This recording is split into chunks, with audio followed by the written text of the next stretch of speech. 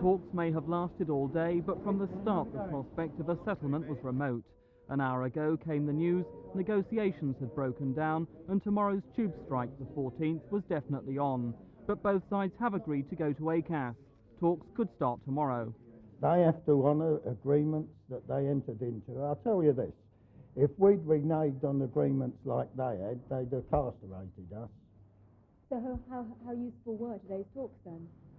Well, they were useful in as much that all the time you're talking, you're finding out where the other side are, but we didn't get anywhere, that's the point. There's no more progress to be made in this building if we want to progress that matter, and it was they that suggested that we ought to take that opportunity of airing it again at ACAS with a view to making some progress there, and I'll recommend that course of action to my executive committee. Didn't you call the strikes off until after you've been to ACAS? No, not the train drivers' strike. No, I don't think that the train driver strike's on tomorrow, as far as I'm concerned, and I will merely be reporting what has taken place here during the course of these 6 hours.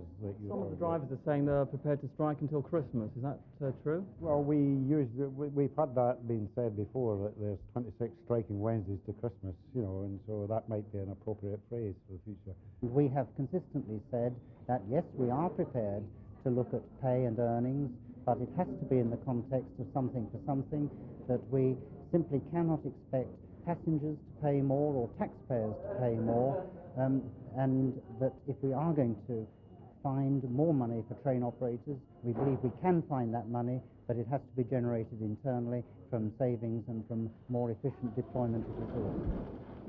Drivers are demanding an extra £64 a week for operating trains without guards. They say they've already given enough by taking on the guards job as well. Tomorrow, hardly any tube trains are expected to run. Emergency car parking will again be made available in Regent's Park and Hyde Park. Today's talks ended with what's become an all too familiar story. Both sides as far apart as ever, and another tube strike tomorrow.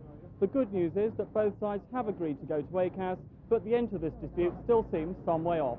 This is Mike Pearce at London Underground headquarters for Thames News.